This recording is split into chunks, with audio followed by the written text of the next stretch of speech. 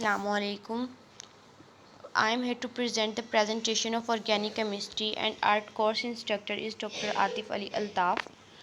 My name is Fatima Shfiq and my roll number is 5107 and my topic is bonding and hybridization. First topic we discuss is bonding. Most अगर हम इसको अपने simply words में explain करना चाहें तो bonding असल में बॉन्डिंग है क्या चीज़। अगर हम लोग देखते हैं बॉन्डिंग की इंपॉर्टेंस को, we can't say that we can live without bonding. जिस तरह एक इंसान पानी के बगैर नहीं ना रह सकता, इसी तरह ये कायनात जो है वो बॉन्डिंग के बगैर एग्जिस्ट नहीं कर सकती। अगर बॉन्ड नहीं होगा तो हर चीज़ अपनी जगह किस तरह स्टेबल रह सकती है। फॉर एग्ज़ाम्पल अगर हम लोग देखते हैं कायनात से हम लोग अगर हम इस अर्थ से हमने बॉन्डिंग हटा दी है तो हर चीज़ अलग अलग हो जाएगी। जब उनमें फोर्स ही नहीं रहेगी तो हर चीज़ टूट जाएगी। अगर हम लोग फॉर एग्ज़ाम्पल हम पहाड़ देखते हैं तो वो भी बॉन्डिंग के थ्रू ज़मीन के साथ स्टक हैं, किसी बॉन्ड के थ्रू या किसी फोर्स के थ्रू ही वो ज़मीन के साथ बाइंड है। अगर हम लोग सपोज इट कि हम वो ख़त्म कर दें तो क्या ज़मीन के साथ पहाड़ जो हैं वो बाइंड रह सकेंगे? नहीं, सिंपल बात है, नहीं रह सकेंगे। इसी तरह केमिस्ट्री में भी यही चीज़ है। बॉन्डिंग पढ़ें तो अगर केमिस्ट्री के टर्म में हम बॉन्डिंग को देखते हैं तो सिंपल वर्ड्स में chemical bond are forces that hold atoms together to make compounds और मॉलिक्यूल्स। केमिकल बॉन्ड्स वो फोर्सेस होती हैं या वो अट्रैक्शन होती है जो कि एटम्स को या एलिमेंट्स को क्या करती है, आपस में टुगेदर जोड़ कर रखती है। किसके लिए? कंपाउंड और मॉलिक्यूल्स बनाने के लिए। हमारे पास 3 टाइप्स हैं बॉन्डिंग की: कोवेलेंट बॉन्ड, आयनिक बॉन्ड और polar covalent bond. Bond are line of forces between neighbouring atoms in a molecule और compound is called bond. Bond असल में क्या है? अगर हम लोग इसको अपेरेंटली हम लोग इसको शो कराना चाहते हैं, मतलब मोस्टली हम लोग अब यूज़ करते हैं किसी को समझाने के लिए, तो बॉन्ड के लिए हम एक लाइन लगा देते हैं। वो इसकी सिंबल भी हम लोग कह सकते हैं बॉन्ड की। इट इज़ अ लाइन और फोर्स बिटवीन नेबरिंग एटम्स। ये क्या करती है? नेबरिंग एटम्स को आपस में फोर्स के थ्रू आपस में कंबाइन रखती है ताकि जो मॉलिक्यूल्स और कंपाउंड्स बन सकें। असल में अब जो हम डिस्कस करेंगे द टाइप्स ऑफ बॉन्ड में, वो first is ionic bond. Ionic bond is a force of attraction between two ions used to create an ionic compound called ionic bond। अब ये क्या है? क्या चीज़ किसी बिटवीन, ये उस अट्रैक्शन को दो आयंस के दरमियान पैदा होने वाली उस अट्रैक्शन को कहेंगे जो कि आयनिक कंपाउंड बनाने के काम आती है। इसको हम आयनिक बॉन्ड कहते हैं। This attraction type forms between two non metals. Simple words में देखा जाए तो आयनिक बॉन्ड आयंस के अमंग फोर्सेस हैं जिसकी वजह से हमें आयनिक कंपाउंड्स बने हुए मिलते हैं। It is formed between non metals, यानी कि हमारे पीरियोडिक टेबल में जितनी भी नॉन मेटल्स और मेटल्स हैं, कोई भी हो गया, सोडियम, क्लोरीन, पोटेशियम, हाइड्रोजन तो गैस है, तो कि जितनी भी हम लोगों को नॉन मेटल्स या मेटल्स मिलेंगी उसके लिए हम जिस चीज़ को डिस्कस करेंगे या जो चीज़ें वो कंपाउंड्स बनाएंगी, उन कंपाउंड्स को या उन बॉन्ड्स को हम आयनिक बॉन्ड का नाम देंगे।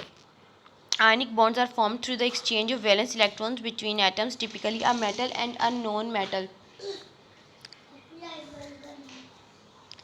आयनिक बॉन्ड असल में क्या है? एक्सचेंज ऑफ इलेक्ट्रॉन्स है। वैलेंस इलेक्ट्रॉन्स को एक्सचेंज करेंगे ताकि वो स्टेबल हो सके। वो क्या, जब भी मेटल्स और नॉन मेटल्स अपने वैलेंस इलेक्ट्रॉन्स को एक्सचेंज करेंगी ताकि वो स्टेबल हो सके तो आयनिक बॉन्ड फॉर्म होगा। बेसिकली बॉन्डिंग की ज़रूरत क्यों पड़ती है? जब एटम्स जो कि स्टेबल नहीं होते वो अपने आप को स्टेबल, हर एटम चाहता है कि हम अपने आप को स्टेबल, एक्सेप्ट नोबल गैसेस, क्योंकि वो तो स्टेबल ही होती है ना, इसलिए हर एटम पीरियोडिक टेबल का चाहता है कि वो स्टेबल हो सके, ताकि जैसे हम लोग नॉर्मल लाइफ में भी देखें तो कोई भी आदमी हम स्टेबल क्या कहते हैं? जब उसके पास हर चीज़ कंप्लीट हो जाए वो स्टेबल। और केमिस्ट्री में बॉन्डिंग में इसकी टर्म यही यूज़ होती है, जिसके पास और जिसका ऑक्टेट कंप्लीट हो, तो जिसका भी ऑक्टेट डुप्लेट कंप्लीट हो वो हमारे पास क्या है? कंप्लीट स्टेबल मॉलिक्यूल है। And the third one point जो हमारे पास है, ionic compounds are typically neutral, therefore ions combine in ways that neutralize their charge। जो थर्ड पॉइंट जो हमारे पास है इसमें ये बताया गया है that they are typically neutral, therefore combine to form neutralize charge. For example अगर हम लोग देखते हैं, सपोज हमारे पास जो एक हम लोग मोस्टली जो एग्जांपल यूज़ करते हैं आयनिक बॉन्ड में, हमारे पास एक सोडियम का एटम है और एक क्लोरीन का है। जो सोडियम का एटम है उसके वैलेंस शेल में एक इलेक्ट्रॉन है और क्लोरीन में एक इलेक्ट्रॉन की डेफिशिएंसी है। जब ये शेयरिंग करते हैं, अब सोडियम के पास 11 हुए और क्लोरीन के पास 17 हुए, सोडियम के पास एक एक्स्ट्रा, क्लोरीन के पास एक कम। जब ये शेयरिंग करते हैं तो जो चीज़ जो देता है, फॉर एग्जांपल इस एग्जांपल में सोडियम देता है तो उस पर क्या आ जाएगा, पॉजिटिव चार्ज, और जो लेता है उस पर आ जाएगा नेगेटिव चार्ज। नेगेटिव चार्ज हमने बहुत पढ़ा हुआ है, negative positive cancel each other, और एटम जो हो गया न्यूट्रल या बैलेंस हो गया। Now the next is determining the formula of an ionic compound. अब हमने क्या करना है, डिटरमाइन करना है फार्मूला आयनिक कंपाउंड का। To determine the chemical formula of ionic compound the following two condition must be satisfied. अगर हमने आयनिक कंपाउंड का फार्मूला डिटरमाइन करना है तो ये दो कंडीशंस हमारे पास लाजमन सेटिस्फाइड होनी चाहिए उस मॉलिक्यूल पे या उस कंपाउंड पे। फर्स्ट है, each atom must obey the octet rule for maximum stability. जो एटम है वो मस्ट ओबे करेगा octet rule for maximum stability. इसमें जाहिरी बात है आयनिक कंपाउंड में शेयरिंग होती ही बॉन्ड में इसलिए है ताकि वो अपने आप को एक दूसरे के साथ मिला के स्टेबल कर सकें। अब जाहिरी बात है उसके लिए उसका ऑक्टेट रूल कंप्लीट होना। ऑक्टेट रूल यही है कि उसके जो वैलेंस इलेक्ट्रॉन्स या वैलेंस जो भी उसका शेल है वो कंप्लीट होना चाहिए, कि उसको दूसरे के साथ शेयरिंग उसके बाद ना करनी पड़े। Each will combine. And the second जो हमारे पास टर्म आती है, कंडीशन है, each will combine in a way that overall ionic compound will be neutral, in other word the charges of the ion must balance out. वही बात जो हमने पहले पढ़ी है कि इस तरह आयनिक कंपाउंड्स इस तरह कंबाइन करेंगे वो न्यूट्रल हों। जैसे कि सोडियम क्लोरीन, सोडियम पे पॉजिटिव चार्ज, क्लोरीन पे नेगेटिव चार्ज, दोनों क्या हो गए, दोनों कैंसिल आउट, मतलब दोनों कैंसिल आउट करें तो हम इनको, हमारे पास कौन सा चार्ज, न्यूट्रल हो गया। अब हम इसी एग्जाम्पल देखते हैं आयनिक बॉन्ड की। वही एग्जाम्पल, सोडियम है हमारे पास, एक तरफ हमारे पास क्लोरीन है, क्लोरीन का एटम है। अब हमने क्या किया, सोडियम में हमारे पास कितने इलेक्ट्रॉन्स होते हैं, 10 होते हैं, 11 होते हैं सॉरी। क्लोरीन में हमारे पास 17 होते हैं। सोडियम के पहला shell complete, second shell complete, last वाले में एक इलेक्ट्रॉन है।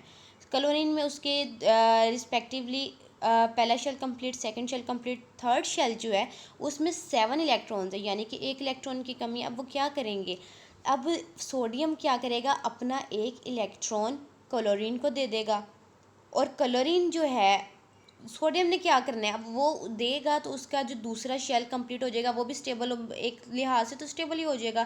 क्लोरीन क्या करेगा, उससे अपना इलेक्ट्रॉन ले लेगा, उसका इलेक्ट्रॉन ले लेगा, और वो खुद भी स्टेबल हो जाएगा। इस तरह क्लोरीन भी स्टेबल हो जाएगा और सोडियम भी स्टेबल हो जाएगा। अब जब हम इसको दूसरी तरफ देखें तो सोडियम ने दे दिया, क्लोरीन ने ले लिया। सोडियम पे आ गया पॉजिटिव चार्ज क्योंकि उसने दिया है, और क्लोरीन ने लिया इसलिए इस पे आ गया negative charge. And the next we discuss is covalent bond. Covalent bond असल में क्या होता है, covalent bond that involves in the sharing of electrons between atoms. इन इलेक्ट्रॉन्स को हम शेयर्ड पेयर कह सकते हैं, शेयर्ड पेयर इलेक्ट्रॉन भी हम इसको कह सकते हैं। कोवेलेंट बॉन्ड मोस्टली हम लोग यूज़ करते हैं। अब इसकी फर्स्ट हेडिंग हम देखते हैं, covalent bonding involve two atoms typically non metals that share electron density to form strong bonding attractions. मतलब ये कि कोवेलेंट बॉन्ड जो कि 2 एटम्स के इलेक्ट्रॉन शेयर करते हैं तो उनकी जो डेंसिटी है वो एटम को या मॉलिक्यूल में स्ट्रॉन्ग बॉन्डिंग अट्रैक्शन पैदा कर देता है। अगर हम लोग अब दूसरा देखते हैं, दूसरी heading, covalent bonds include single bond, double bond and triple bond and are composed of sigma and pi bond interaction where 2, 4 और 6 इलेक्ट्रॉन्स आर शेयर्ड रिस्पेक्टिवली। क्या कोवेलेंट बॉन्ड जो होते हैं ना वो क्या करते हैं, सिंगल बॉन्ड भी बनाते हैं, डबल बॉन्ड भी बनाते हैं, ट्रिपल बॉन्ड भी बनाते हैं। अब इसमें हमने ऑर्गेनिक केमिस्ट्री में फर्स्ट ईयर सेकंड ईयर में भी हमने यही पढ़ा था, कोवेलेंट बॉन्ड किस तरह, जो अब सिंगल बॉन्ड कौन बनाते हैं ऑर्गेनिक केमिस्ट्री में, जो सिंगल बॉन्ड, फॉर एग्जांपल जो अल्केन्स हैं वो सिंगल बॉन्ड बनाते हैं, अल्कीन्स हैं वो डबल बॉन्ड बनाती हैं, अल्काइंस हैं वो ट्रिपल बॉन्ड बनाते हैं। वो हैं कोवेलेंट बॉन्ड ही। आगे वो उनकी टाइप्स में हमारे पास ये आ जाता है, और उसमें भी हम लोग क्या, जो सिग्मा एंड पाई बॉन्ड निकाल लेते हैं, interactions where 2, 4 and 6 electrons are shared respectively, कि इतने इलेक्ट्रॉन शेयर हो सकते हैं। The third heading is they have low melting and boiling point than ionic compounds, के इनका कोवेलेंट कंपाउंड्स का जो मेल्टिंग एंड बॉइलिंग पॉइंट होता है वो आयनिक कंपाउंड के रिस्पेक्टिवली कम होता है। अब हमारे पास कोवेलेंट बॉन्ड की एग्जांपल देखते हैं हम लोग। एक एटम है ए, एक एटम है हमारे पास बी, नॉन मेटल्स हैं दोनों ही। एक में हमारे पास कितने इलेक्ट्रॉन्स हैं, हमारे पास 7 इलेक्ट्रॉन्स हैं, दूसरे में भी हमारे पास 7 इलेक्ट्रॉन्स हैं। अब क्या करें, इन दोनों ने तो स्टेबल होना चाहते हैं वो, कि मतलब उनको किसी और के साथ फिर बाद में रिएक्शन ना करना पड़े। अब क्या करेंगे, ये दोनों ए वाला जो है बी वाला, ये दोनों आपस में ये इन दोनों इलेक्ट्रॉन्स को ही आपस में एक दूसरे के साथ शेयर कर लेंगे। इस तरह कि ये पेयर ए के साथ भी काउंट होगा, उसका भी कंप्लीट लगेगा और बी वाला भी कंप्लीट लगेगा। इस तरह हम लोग इसमें शेयरिंग करते हैं। Covalent can be single double और ट्रिपल बॉन्ड। जो single when two electrons are shared and are composed of one sigma between the atom. Double bond तब होगा जिसमें एक सिग्मा और एक पाई बॉन्ड होगा। ट्रिपल बॉन्ड होगा इसमें एक सिग्मा और दो पाई बॉन्ड होंगे हमारे पास। Polar covalent bond. Polar covalent bond are polar covalent exist when atom with different electronegativity shared electron in a covalent bond. The unequal sharing of the bonding pair results in a partial negative charge on the chlorine atom and a partial positive charge on the hydrogen atom. इसकी example से हम लोग को समझ हो जाएगी। एक हमारे पास HCl है, ठीक है। H जो है उसकी डेंसिटी या इलेक्ट्रोनेगेटिविटी है वो कम है as compare to chlorine. Chlorine अब इन दोनों ने आपस में शेयरिंग भी करनी है। H क्या करेगा, एच की क्योंकि मतलब इसकी इलेक्ट्रोनेगेटिविटी कम है तो जो क्लोरीन होगा ना वो इसको अपनी तरफ अट्रैक्ट कर लेगा। यानी कि उसकी उस क्लोरीन के पास हाइड्रोजन के पास उतनी इलेक्ट्रोनेगेटिविटी नहीं है कि वो क्लोरीन के साथ स्टेबल मतलब बिल्कुल अपनी जगह पे भी उसके बराबर भी आ सके या उससे उसको अपनी तरफ अट्रैक्ट कर सकती। इसलिए जो क्लोरीन होता है वो क्योंकि उसके पे ज़्यादा होती है तो वो जब उसको अपनी तरफ अट्रैक्ट करता है तो हमारे पास चार्जेस बन जाते हैं। एक को हम कह देते हैं पार्शियल पॉजिटिव चार्ज और एक को हम कह देते हैं पार्शियल नेगेटिव चार्ज। यहाँ पे हमारे पास इसकी 4 एग्जांपल वाटर, मेथनॉल, अमोनिया और हाइड्रोजन क्लोराइड दी हुई है। अब हमारा जो मेन टॉपिक जो हम लोग इसके बाद हम देखते हैं हाइब्रिडाइजेशन। जो हाइब्रिडाइजेशन असल में है क्या चीज़, पहले हम इसका देखेंगे बर्थ ऑफ हाइब्रिडाइजेशन। हाइब्रिडाइजेशन की ज़रूरत हमें क्यों पड़ी। वीबीटी के बाद हमारे पास बहुत सारी थ्योरीज आई हैं। पहले हमारे पास लेविस की थ्योरी आई, फिर हमारे पास उसके बाद आई वीबीटी की थ्योरी के बाद हमारे पास हाइब्रिडाइजेशन के बाद हमारे पास वेस्पर की थ्योरी, वेस्पर के बाद हमारे पास आई मॉलिक्यूलर की थ्योरी। यहाँ पे जो हम पढ़ेंगे हाइब्रिडाइजेशन, वीबीटी के बाद जो थ्योरी हमारे पास आती है वो है हाइब्रिडाइजेशन। इसको हाइब्रिडाइजेशन की बर्थ भी कह सकते हैं। अगर वीबीटी के हम लोग समझने की कोशिश करें तो वीबीटी में जब हम लोग मीथेन बनाते थे तो हमारे पास 4 जो बॉन्ड्स होते थे, कहा जाता था कि ये इक्विवेलेंट होने चाहिए, बिल्कुल इनकी लेंथ एनर्जी सेम होनी चाहिए। हालांकि ऐसा नहीं था। मीथेन में एक इलेक्ट्रॉन एक जो है बॉन्ड उसका और बाकी तीनों का जो bond length bond energy same नहीं था, इसलिए वीबीटी थ्योरी तो गलत हो गई। यहाँ पे आगे यही इसकी फेलियर की वजह बनी थी कि हमें हाइब्रिडाइजेशन की ज़रूरत पड़ी। हाइब्रिडाइजेशन है क्या, ओवरऑल हम लोग पार्शली ये समझ आया, मतलब जब हम एक्सपेरिमेंट्स वगैरह करते हैं तो हम लोगों ने देखा कि चारों बॉन्ड सेम होते हैं। इसमें अब हम लोग सिंपल वर्ड्स में अगर हम लोग हाइब्रिडाइजेशन को एक्सप्लेन करते हैं, इसकी डेफिनेशन को, atomic orbitals we define it as atomic orbitals of same और nearly same intermix orbitals intermix to give a new orbitals of exactly same energy. जो एटॉमिक ऑर्बिटल्स ऑफ सेम और nearly same energy intermix, जब वो intermix करते हैं तो जो new orbitals बनते हैं वो हमारे पास हाइब्रिडाइज्ड ऑर्बिटल्स होते हैं। अगर यहाँ पे सिंपल वर्ड्स में हम लोग अगर मैं एग्जांपल दूँ ना तो हम सपोज मेरे पास 3 लड्डू हैं मोतीचूर वाले और एक है हमारे पास बेसन वाला, ठीक है। अब मैं क्या चाहती हूँ, मैंने सारे मतलब सारों को मिक्स करके खाना है। वैसे मैं खाना नहीं चाहती। मैं क्या करूँगी, तीनों को तोड़ूंगी और उधर से एक वाले को भी तोड़ूंगी, तीनों को तोड़ के मिक्स कर दूंगी आपस में। इसकी एग्जाम्पल बिल्कुल 2s 2p की तरफ से। 2s को हम यहाँ पे एक बेसन का और 3 उसका ले लेते हैं। तो क्या मैं उनको तोड़ के जब मैं दोबारा उनको चढ़ूंगी बनेंगे तो 4 ही, लेकिन क्या होगा कि हर किसी में थोड़ा थोड़ा करैक्टर बेसन वाला भी होगा, मोतीचूर वाला भी होगा। यानी कि हमारे पास जो हमारे पास करैक्टर आएगा उसमें थोड़ा सा उसका भी मतलब मिक्स हमारे पास चीज़ आएगी। यही हम लोग अगर हम लोग देखें तो सेम ऑर्बिटल्स भी ऐसे ही तोड़ेंगे हम लोग। ऐसे ही हम लोग करते हैं हाइब्रिडाइजेशन में। ऑर्बिटल्स पहले वाले ऑर्बिटल्स को तोड़ते हैं, उनके बाद हम लोग उनको इंटरमिक्स करके एग्जैक्टली सेम एनर्जी वाले ऑर्बिटल्स बना देते हैं। इसके एग्जांपल में हमारे पास sp3 हाइब्रिडाइजेशन, sp2 हाइब्रिडाइजेशन और sp hybridization. sp3 hybridization in order to explain the bonding and shapes of molecules. Basically hybridization जो होती है ना वो रिस्पॉन्सिबल होती है ज्योमेट्री ऑफ मॉलिक्यूल। इसकी जो ज्योमेट्री होती है उसको एक्सप्लेन करने के लिए हम sp3 हाइब्रिडाइजेशन यूज़ करते हैं। In order to explain the bonding and shapes of molecule in which carbon is attach with 4 atoms are these 4 atomic orbitals are mix together to give rise to 4 new equivalent hybrid. वही बात जो पहले मैंने example के तौर पर use this हमें जब इसमें हम लोग नॉर्मली अगर इसकी एग्जांपल सिंपली देखें, एक s और 3 p एटॉमिक ऑर्बिटल जब इंटरमिक्स करेंगे तो हमारे पास sp3 हाइब्रिडाइज्ड ऑर्बिटल्स आ जाएंगे। इसमें होता क्या है, दे आर डिजेनरेटेड डायरेक्टेड, इनका एंगल हमारे पास 109 होना चाहिए और इसकी ज्योमेट्री हमारे पास टेट्राहेड्रल होनी चाहिए। इसकी एग्जांपल यहाँ पे हम लोग देख लेते हैं। हमारे पास मीथेन हमने लिया है, जिसमें हम लोगों ने क्या किया, इसकी हाइब्रिडाइजेशन देखी जाए तो हमारे पास इस तरह ये शो हो रहा है कि इसका स्ट्रक्चर भी हमारे पास इथेन लिया हुआ है और उधर से हम लोग इसको मीथेन में भी देख रहे हैं। इसका एंगल हमारे पास 109 आया है। इसमें हमारे पास बनेगा क्या, एक सिग्मा बॉन्ड बनेगा, इसमें 9 पाई बॉन्ड। अब हमारे पास है sp2 हाइब्रिडाइज्ड। sp2 हाइब्रिडाइजेशन हम देखते हैं।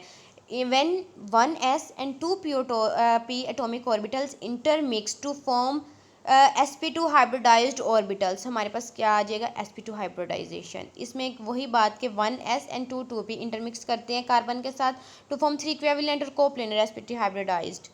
इसमें हमारे पास बॉन्ड की जो मतलब डिग्री हम लोग यूज़ करते हैं, एंगल हमारे पास होगा 120 डिग्री का एंगल होगा।